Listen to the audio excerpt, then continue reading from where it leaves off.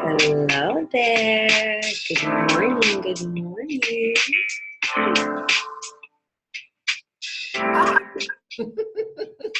There you are. Hi, how are you? I'm great. How are you? I am good. I'm actually home alone. Wow. I know that doesn't happen too often. Rarely does it happen. Yes. So I am thrilled right now. It's quiet. Love my children, but quiet right now. Well, we're just gonna take a couple of minutes to enjoy the music, feel the breath. Just allowing ourselves to arrive into this moment.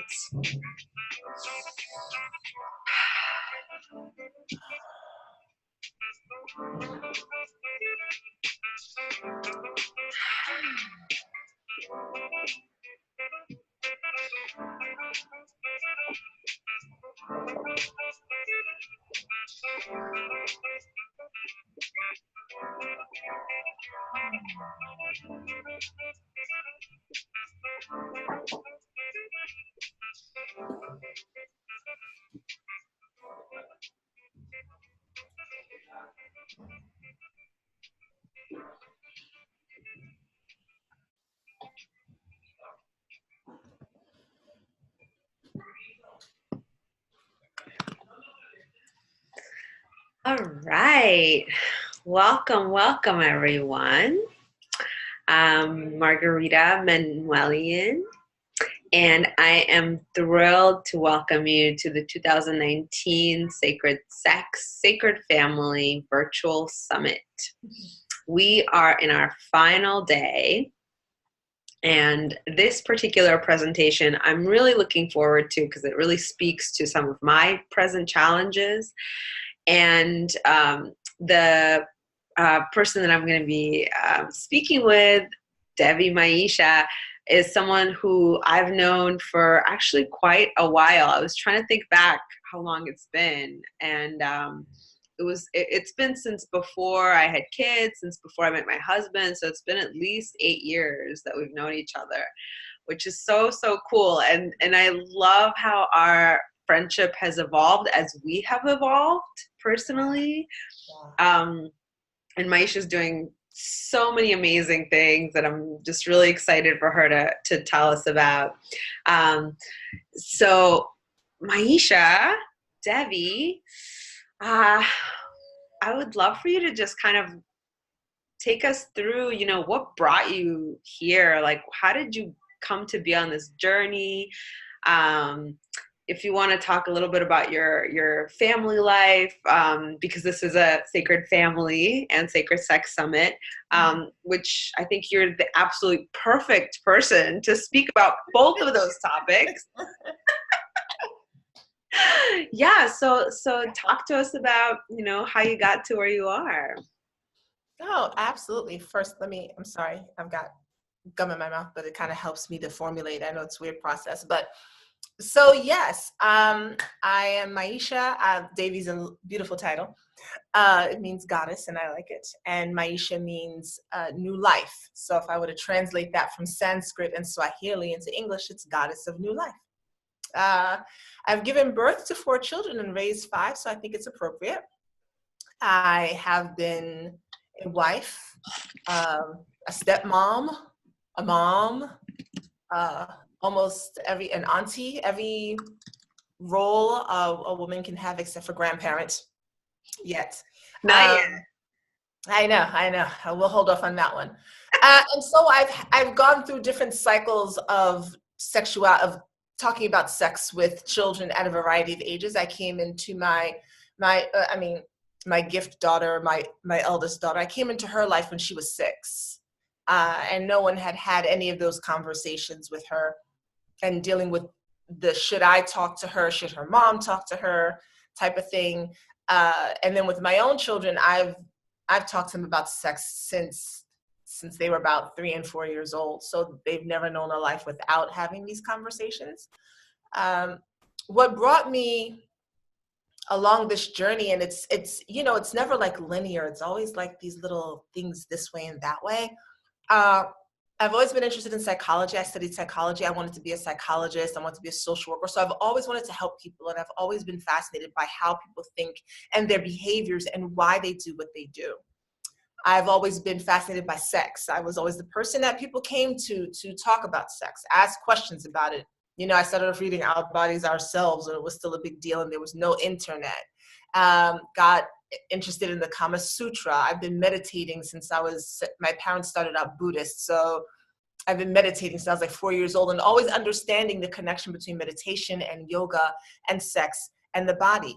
I didn't know what Tantra was at the time, and found out about it later on. So I was very excited to be able to find something that meshed it all together. My marriage was beautifully, wonderfully chaotic. It taught me so much about myself. It taught me so much about relationships. It taught me so much about men. And through my marriage and then having children, and then looking backwards at my parents' marriage and looking backwards at my grandparents' marriages, it became really clear to me that most people were not prepared for relationships. Most people were not prepared for marriage. And I've used my husband and we're now divorced. I've used that as a way to kind of, that process of healing from that led me deeper into Tantra and sacred sexuality and the connection between sex and spirit, and how all of that really connects, how it all really connects, and communication. And that's the shortest story I can think of as to how I've gotten to where I've gotten this far.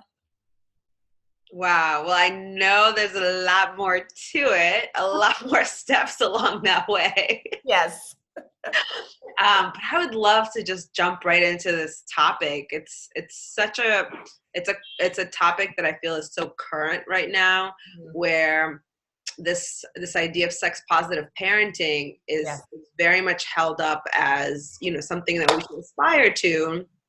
I think, and even in mainstream media, we hear that.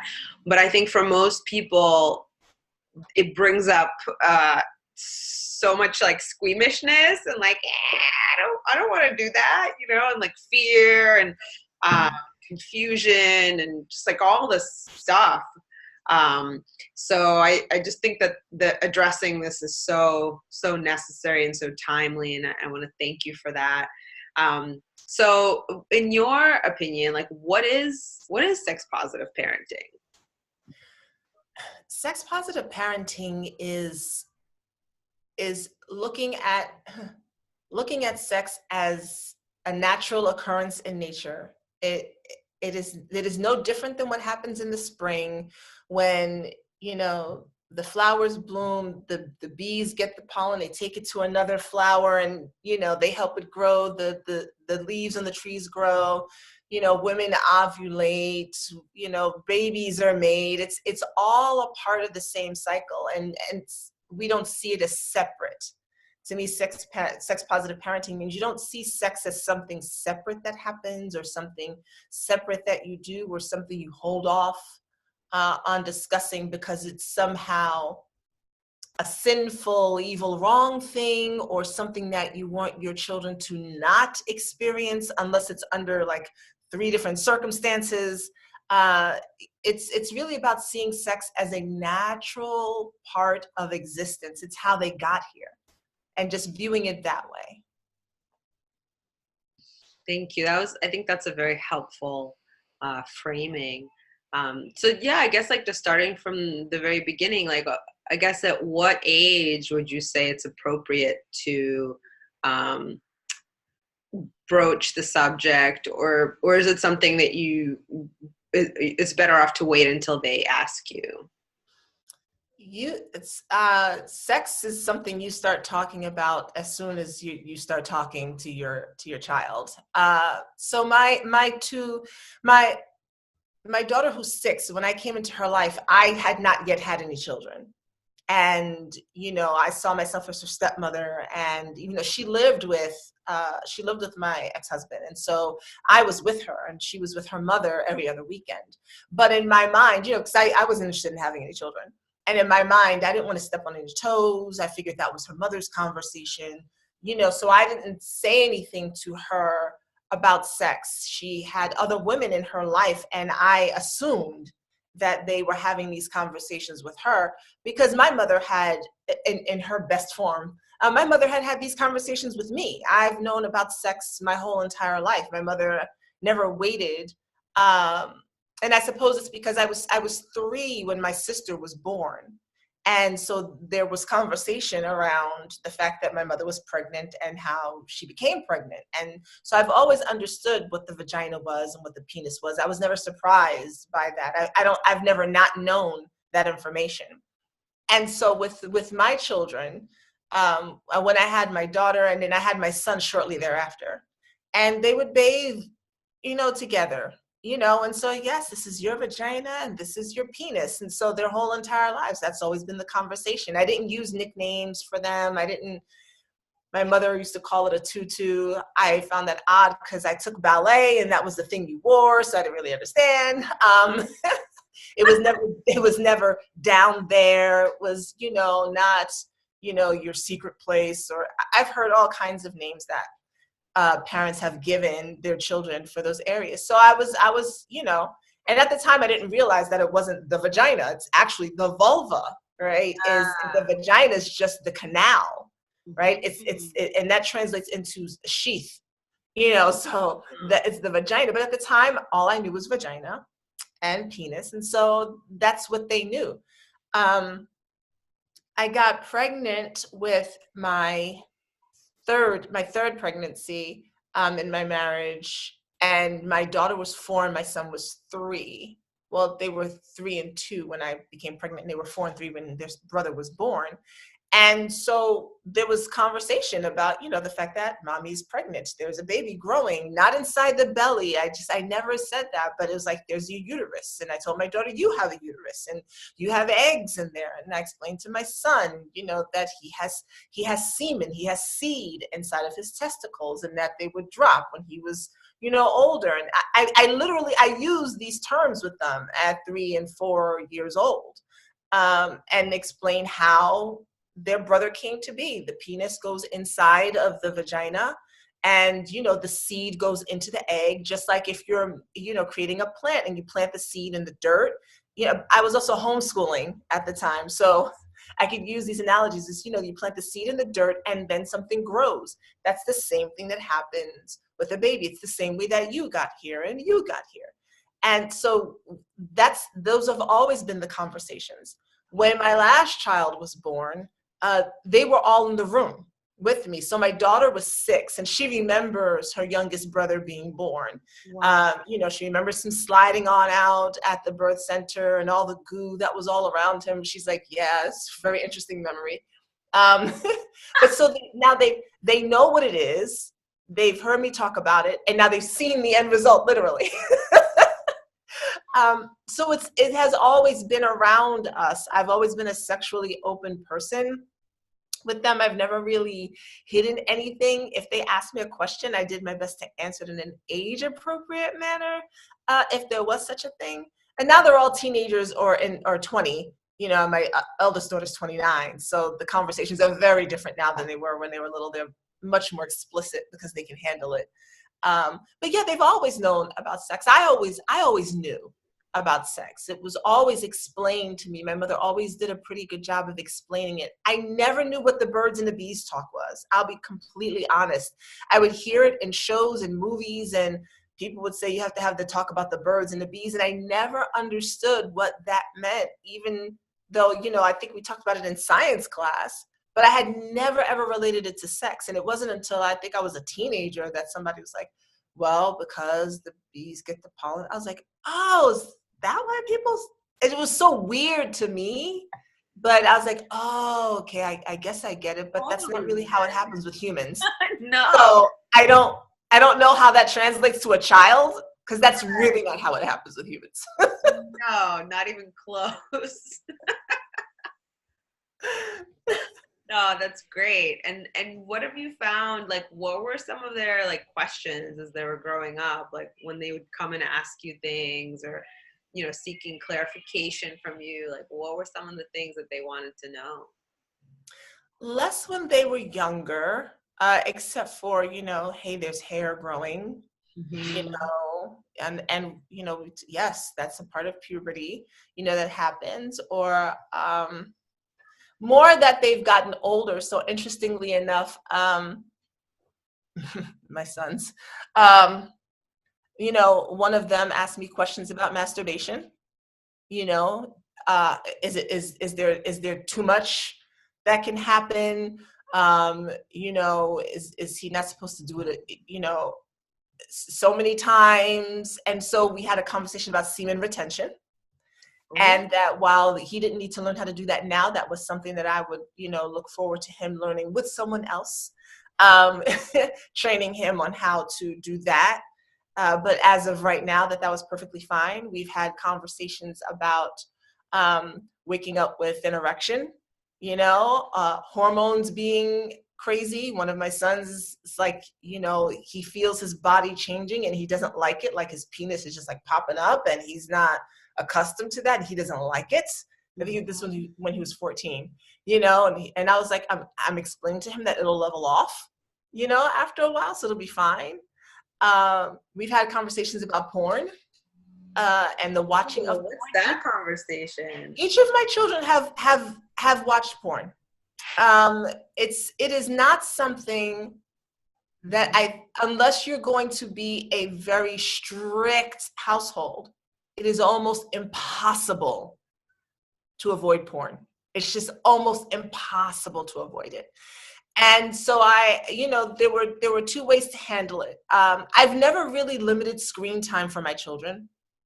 Whether they're on their phones or the computer or the television. I've always had them, my children have always grown up regulating themselves more than me regulating them.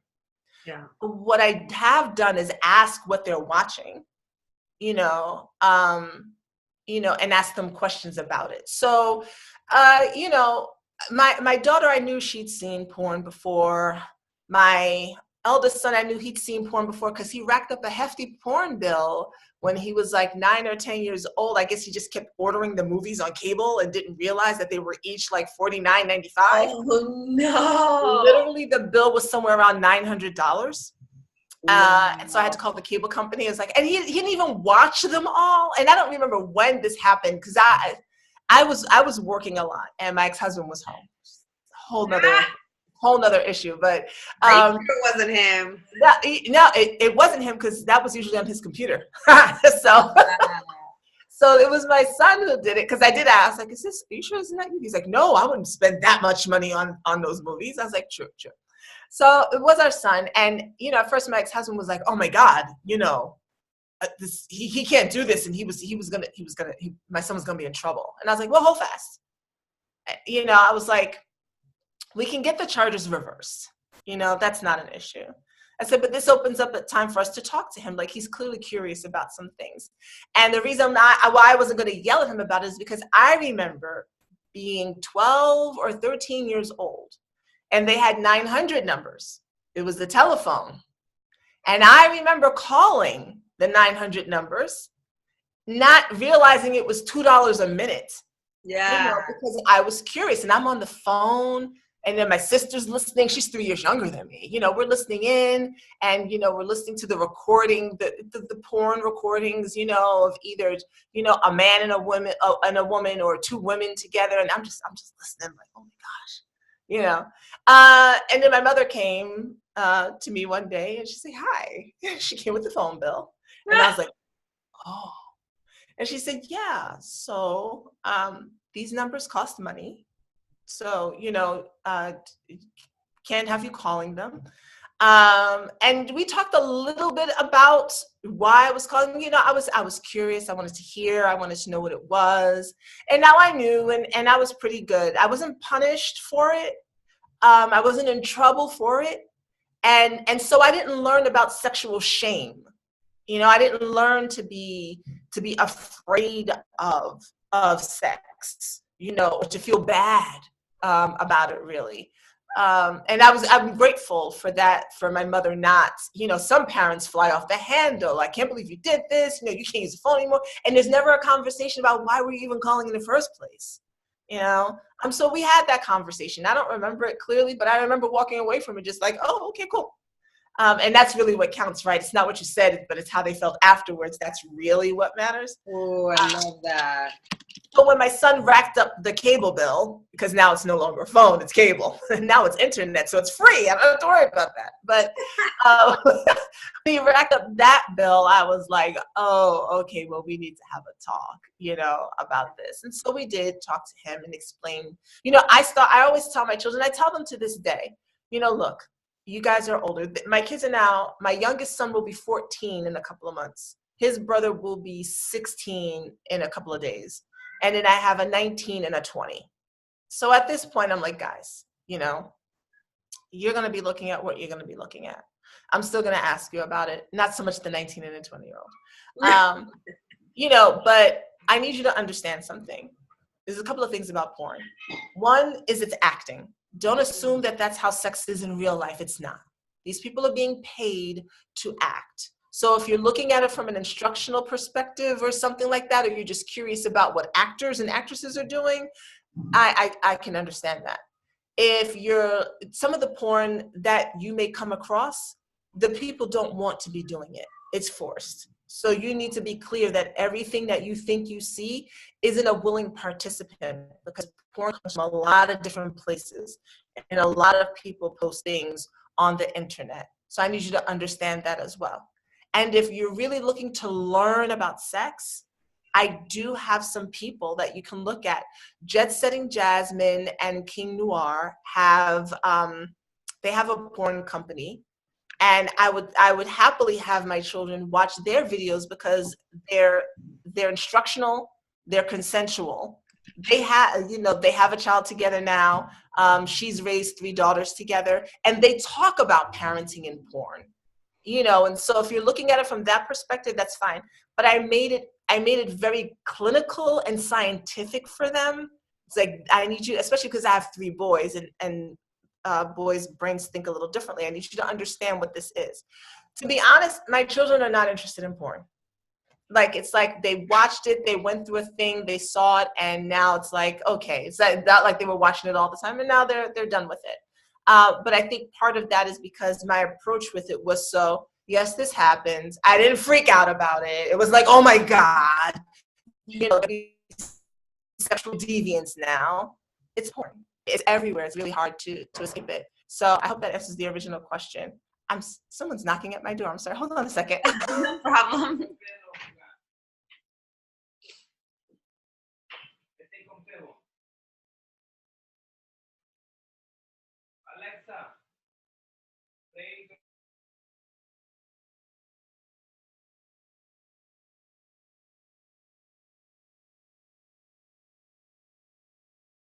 A freak, but I had been a kind of a fairly good girl to society standards, and I just needed to go out. I need to have fun. And the other part was, it was a way for me to dull my pain.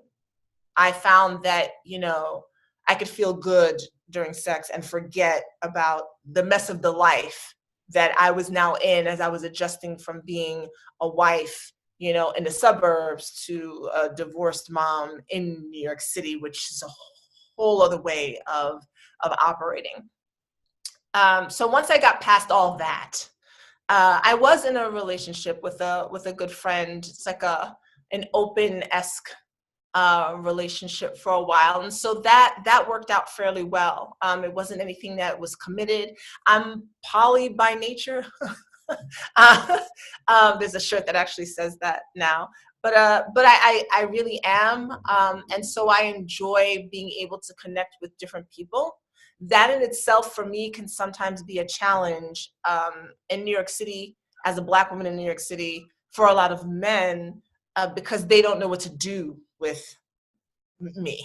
They're not accustomed to a woman being that open and forward and whatever have you when it comes to sex. And so it's kind of like, can I take you home to my mom? And I always want to be like, you can. It's not like I'm going to strip down naked in front of her, unless it happens to be a nudist household, then that's perfectly fine and we can all get nude. But it's not like I'm going to do that. So that has, because of those reasons, dating has been a little tricky. And I think right now my focus has really been my business and myself. And I'm really, really good with that. So as I was telling my sons this morning, I said, hold on. My son's in the kitchen. As I was telling my sons this morning, I said, I'm not lonely and I'm fine and I'm really actually good. And my youngest son was like, well, yeah, but you don't have a sex partner.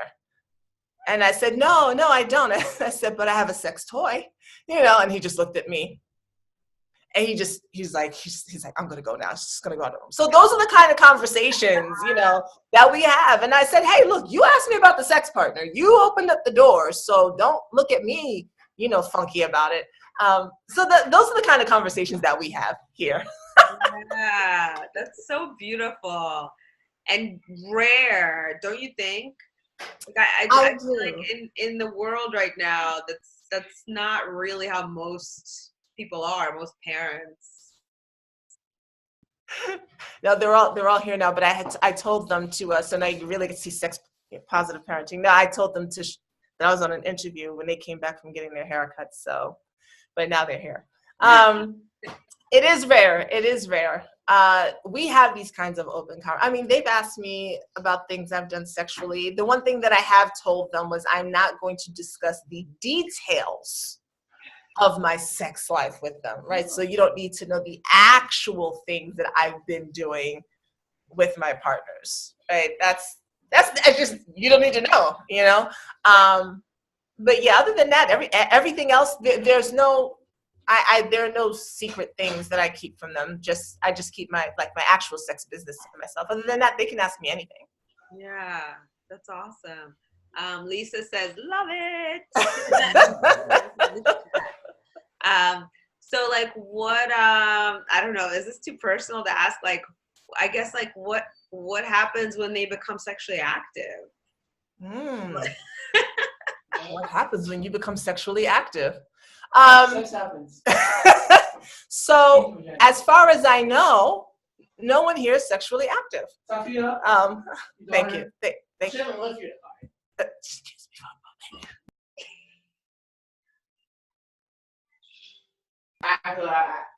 So my daughter is, yes. I was like, don't say her name on the thing. God. My daughter is, yes, she's had a boyfriend for 2 years now. And, she let me know afterwards, she called me, and we had a conversation about it. But I was like, wait, is he there? She's like, yes. I was like, well, then go. We can talk about this later. She's like, he's in the bathroom. So she, we've had conversations all her growing up. I knew what was going on, gave her some tips, things, to help her along the way, explain some things to her. So with her, it was fine. It was a great transition. And she still talks to me about it. She still talks to me about everything, which is a little different from how I grew up. The first time I had sex, my mother found a condom and I didn't know what to do. And so I think this is probably the second or third time I've ever lied to my mother. And I was like, oh yeah, that was for oral sex, and she knew I was lying. And then we had a conversation later, and she said she was more hurt that I lied than anything else. So that was how she found out that I was having sex, but we didn't talk about it beforehand. And my sons have yet to be sexually active, and when they are, I'll probably handle it the same way I did with my daughter. It's like, look, I had dildo toys, and showing them how to put condoms on. So that they would know how to do that. So I taught my brother how to use a condom with him and a friend of his with a banana. I was like, look, this is, you put it down, you got to pinch the top, and they remember that still. And no one else has really, they said to this day, had ever really explained to them how to use one. I think now they learn it in school a little bit, but I never wanted to leave sex education to school. No. I understand why they feel the need to teach it there, but I always felt like it would be better if if you were learning from me. So I've showed them how to do it. I'll probably show them again when they're like, can you show me again? And then they'll be like, oh, what's going on? What's happening? But I fully expect that one day they'll each venture off to some hims or hers that, they will be with. Sometimes my sons will tell me, that I'm like the only woman that they'll love. And I think it's really sweet. And I tell them that's not true. They just haven't found the other one yet. One day there will be a woman who will come along, or a girl, and they will, it's like, I have a mother, I know that's a great possibility. And that's fine. That's part of the cycle of life. It's part of what's supposed to happen. My goal is to help guide them and give them an example of what to look for, so that when they do go out there searching, they're not looking for someone who was like a mother who didn't appreciate them or love them, or who's opposite their mother and is just going to act a fool. So that's really that's my goal at this stage in their life, is to do my best to show them how they should expect to be treated by another woman. And I know that a lot of that comes from how I treat them. Yeah, that makes a lot of sense.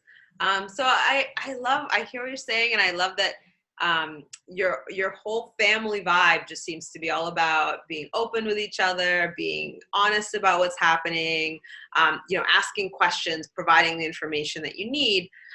So my question is, like, for someone who is not naturally like that, or someone who is starting to wonder if, like, maybe I should broach this subject with my kids. And they're aware that they feel uncomfortable about it. I know you're also a coach, so I'm asking you to put your coach hat on now and kind of like, what would you say to that person as, like, how to start, or, like, if there's any tools that you can share that would be helpful for someone in that situation? Absolutely. So the first thing that comes to mind is, usually when we're having an issue talking to our children about anything, in this particular instance, sex, it's because we're having an issue with it.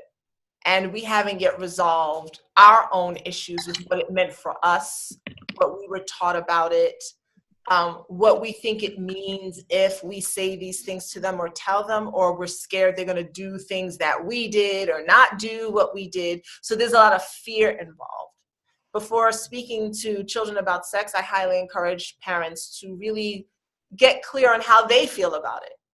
That's number one. Get clear on how you feel about sex. The second part is understanding that your child is your child, but your child is not you. And so if you were the type of person who snuck out the house, to have sex with people, it doesn't mean that that's what your child is going to do if you tell them about sex. Right? If you somehow wished you'd waited till you got married, it doesn't mean that your child is going to have that same desire. He or she might not have that same thought in their mind, And so those are two things to get really clear about. Now, once you're clear about your own feelings about sex and you understand that your child is not you, you can have the conversation in this non-judgmental, non-shaming way, where you're just saying, hey, look, I would like to talk to you about relationships, because it's not just that you're talking about sex. You're talking about relationships, because whether you're having casual sex or monogamous sex or polyamorous sex or whatever the construct is, it's still a relation. You're still relating to someone in some way. And so the conversation really isn't necessarily about sex. It's about, how do you relate to other people, and how do you do it in an honest, ethical, and a way that's authentic for you. So that's really how I would start. Yeah, I love that. Thank you. So I would love to open it up for questions. If anyone on has any questions or comments are also welcome. Yes, comments. Yeah, so, you can type them into the chat. That's cool. I'll read them. Or if you might like to unmute yourself, you could just start talking and let us know what you're thinking about this topic.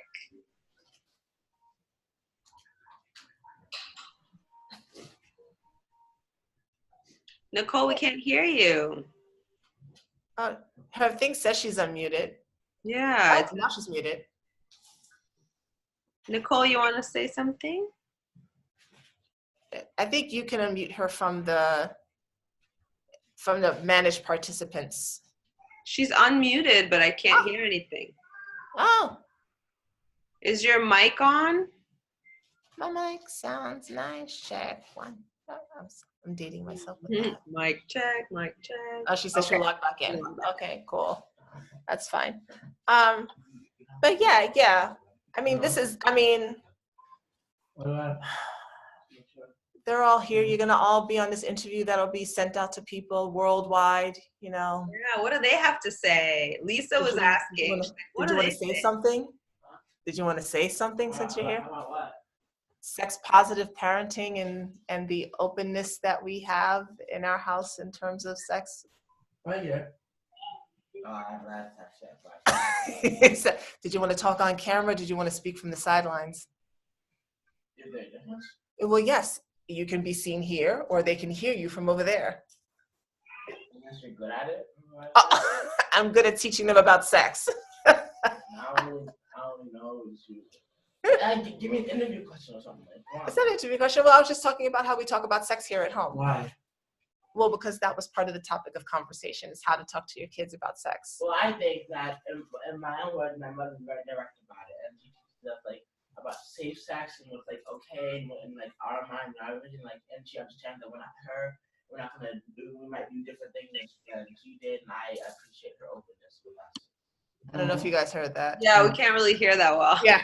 So he was saying that that I'm very open with them and I'm very direct, and that I understand that they are not me and that they make different choices. They'll make different choices. My children are not interested in polyamory, for instance. Mm-hmm. Are you? Not their thing. I don't know because I haven't had sex yet. They're not really interested in BDSM yet. No. No, Not my at youngest all. is like, no, not at all. So I'm a little bit of a different creature than they are. But they know that there are options that can be done in a healthy way. And consensual. We talk about consent a lot as well. Wow, A lot. We talk about consent a lot. Thank you. So Tasha from the chat is saying, this is so good. I have a boy toddler right now, and all this guidance really helps. Oh, and Nicole is back on. Let me see if we can. Can you hear me? Yes. Yes. So this is really an interesting topic for me. I have a question. So I'm a single mom. I have a 5-year-old daughter who is obsessed with pregnant women. Like, she loves pregnant women. She's on YouTube looking up pregnant women. Like, she loves to know about pregnancy. And whenever she asks me, I always say, God just puts you in the womb, like, you just put you there. I never talk to her about it.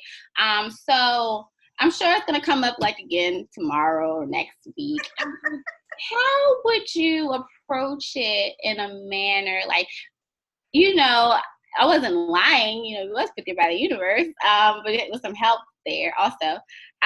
So how can I open that up with a 5-year-old? And it's a 2-part question, because my parents are very involved and they're very old school, and my daughter is very vocal. So if I was to tell her it's from sex or man and woman connects, she will go and repeat it, I'm sure. And my parents may call me an unfit mother and just totally go crazy. So it's do you have any advice for working around that, or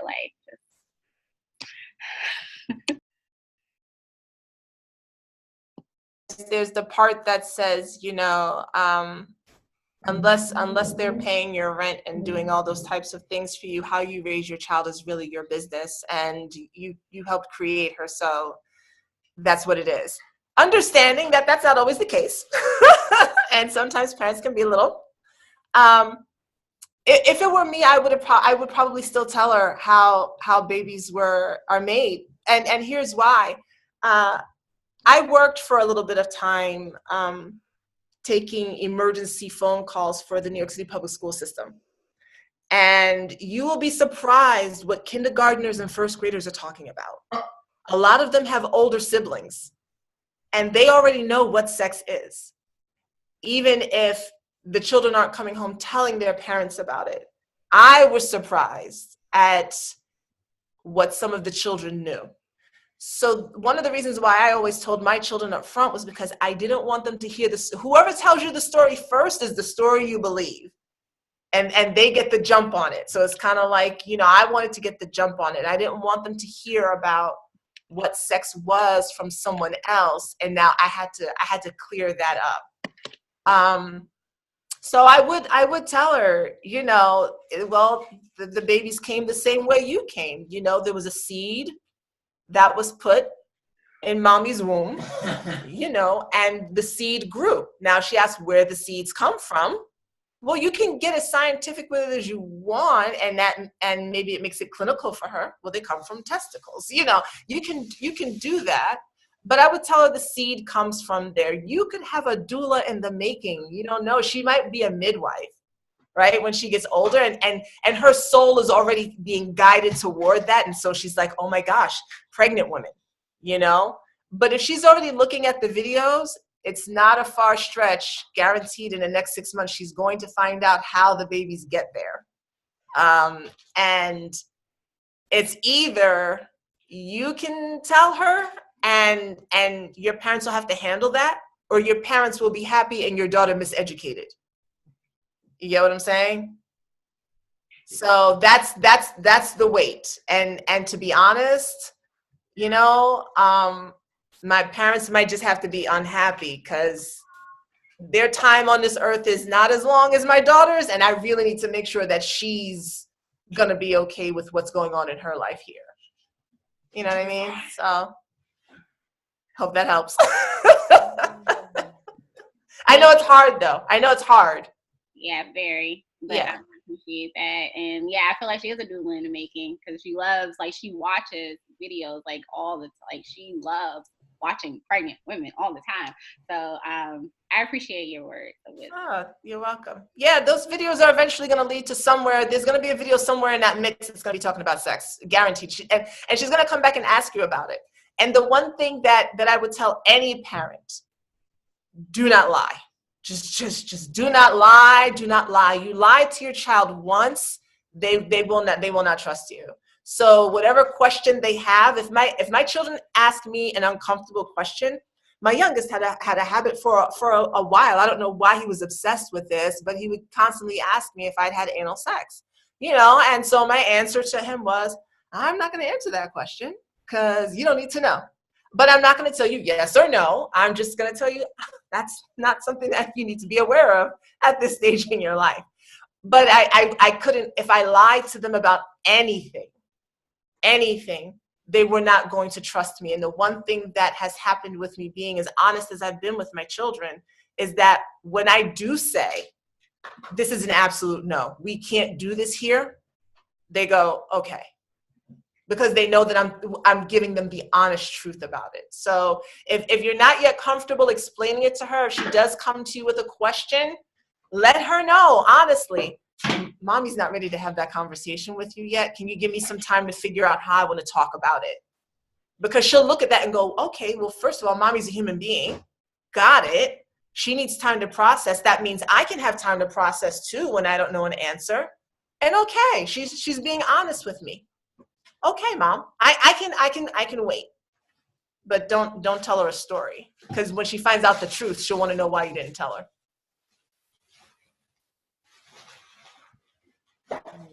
Good answer, Maisha. I love that answer. And thank you, Nicole, for being courageous and jumping on here with your question. Yeah. Anyone else who's on who wants to chat with us, more than welcome. I actually have a question, another question that came up for me.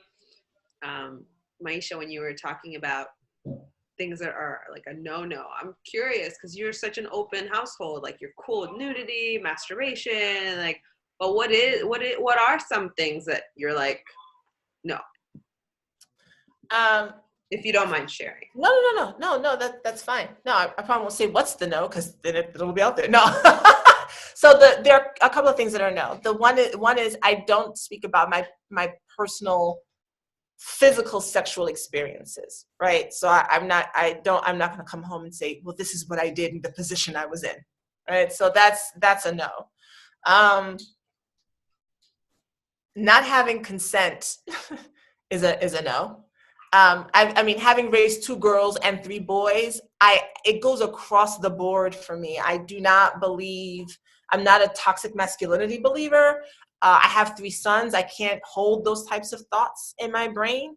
I know, seeing my daughters, that sometimes girls can be a little aggressive too with what they want. And so it's consent, period. I don't make it a male-female issue. It's consent, period. I value my sons just as much as I value my daughters. And I've told my daughters, just as sacred as their womb is, I've explained to my sons, their seed is just as sacred. And you don't just plant that seed in any garden, because all garden isn't great, right? So I've explained that to them as well. So consent is important. My youngest, I think this was last year when the whole #MeToo movement was out. And I don't know if they were talking about it at school or what, but he came home and he was the one that was just speaking in the background. He was like, before I have any sex with anyone, they're going to have to sign a consent form, you know, that of some type of legal document that I can hold up in court so that, you know, you know, and I was like, hey, I hear, because his thing was like, you know, I could be in, and it's just like, oh, I don't know. And I said, well, that's fine. And I said, I like how you're thinking, because you're thinking about it. I said, also keep in mind that even if she signs the document, you know, in the midst of, you know, you still got to back off. He's like, no. Yeah, I'm backing off. And he's the type of guy that, you know, if it seems like it's a no-go, he'll go, all right, let's get you dressed and take you on home. Like, he's not playing these games. He's like, let's go. You know, and if she's like, but I want to hang out, he'll be like, no, we just, come on, let's just go home. You know, that. We just avoid the whole situation. And I can understand that. And for me, that's fine, because at least he's thinking about it. So doing things without consent is a no-no. My personal activity is a no-no. Other than that, I can't really think of anything that's illegal, you know, anything that ends in Ilya is probably a no-no. You know, but those, you know, what I consider rational things. Outside of that, if it's 2 consenting adults, I don't need to know about it. You know, just do what you're doing. I don't need to know about it. So I love it. Wow, this is so refreshing. This perspective is so refreshing. Wow, Maisha, this has been so wonderful. I don't know if anyone has any more questions, but I would like to ask you, how do we get in touch with you? How do we follow you? If you want to let us know about some of the amazing things that you've got planned for the year. I know just like a little bit about it, but wow. Thank you. Yes, so you can find me everywhere at Sensual Energy Alchemy. I try to keep it really simple for people to find me. So you can look for Sensual Energy Alchemy on Instagram, Facebook, Twitter. Your earlier talk, yes, was with Jatuan there. I don't post to Tumblr anymore because they pissed me off with their new strange standards. And that's a whole, that conversation right there, and how people are trying to view sex is... I just, before I finish that, I just got to say, you know, part of the reason that there's so many issues with sex, especially in this country, is that no one wants to talk about it. They want to act like it's a thing that's done to create a life somehow in a magical sense, but no one wants to have actual conversations about it because they're afraid if you talk about it, somehow people are going to do it, as though people are not doing it anyway. Or that if you talk to a 13-year-old about how good sex feels, they're going to go run out and have sex because they want to know how good it feels. And that's just so false. It's so incredibly false. And one of the ways that we can avoid all of the things that are happening, and even some of the sexual abuse that happens, is if we would just start talking about sex like it's normal, because it's normal. It's just a normal thing. It's been normal since we've been made, and it's going to be normal way after we're gone. You know, so if we just treat it like anything else in life, so much can be avoided. And it's my goal I'm just trying to normalize sex with adults. You know, and there are people out there trying to normalize sex with kids, and you know what? It's going to happen. So just had to put that out there. But you can find me at Sensual Energy Alchemy. I do have, I can never remember all the things that I have coming up. There was this, yay, which I'm excited about. I'm also part of the Black Tantra group, and we have a group in New York City, and we have a group in Atlanta. Our goal is to bring sacred sexuality to people of color who have been greatly impacted by interesting views of sex via religion. And so it is our goal to help open those doorways and to normalize sex and sensuality in our communities through sacred sexuality and using Tantra specifically. There's also Taoism, which I absolutely love. And so there's the Black Tantra group of NYC. We have an event coming up March 16th, in which we will talk about energetic orgasms and ways to move energy through the body, which is beautiful. We have an event coming up in DC. I see it, Tasha. We have an event coming up in DC in April that we're working on. I also have a Sacred Love workshop on March 17th with 2 other beautiful women, in which I will show women how to do orgasmic meditation, not the same thing as like One Taste, but orgasmic meditation and manifestation, where they will use their breath work to channel their energy through their body and learn how to create a life they really love. Which leads me into orgasmic alchemy, which I just created this course on sex magic. I've had several people ask me to create a course on sex magic. So orgasmic alchemy is 5 weeks, in which I will guide women and show them and teach them how to use their sensual, sexual, and orgasmic energy to create and change their life. I shit you not, it has worked for me. I have created a life using my orgasmic pleasure. I have had an increase in income. My business has expanded. I have more peace. I have more bliss. It has just been amazing. And it is because I have learned how to channel that energy in such a way. And I'm just like, holy shit, like this, like I knew it worked. But it's like, yeah, this works. And I really want to show people how to do it, whether you're partnered or solo. It doesn't matter. You can do it both ways. I know Jocelyn knows because she's on here. She knows what I'm talking about. Partnered or solo, either or works, but I will show women how to do that and really how to have their life just feel like this incredibly juicy, orgasmic, that's all I So that's what I have coming up, but you can find out all that info on my Facebook page and my Instagram. Wow. Jocelyn says, yum. I could not agree more. Yum. Absolute yum. All right. Well, with that, let's bring it to a close. I want to thank Maisha for a wonderful, insightful conversation. So many jewels here for us to use in our journey of parenting and partnership as well. Yes. So thank you so much, Goddess, for that. And we've got 3 more talks today. Chatan says, absolutely wonderful. So thank you, everyone. And I will see you on here in just a little bit for our next presenter. Have a wonderful rest of your day. Thank you. Bye, everybody. Bye.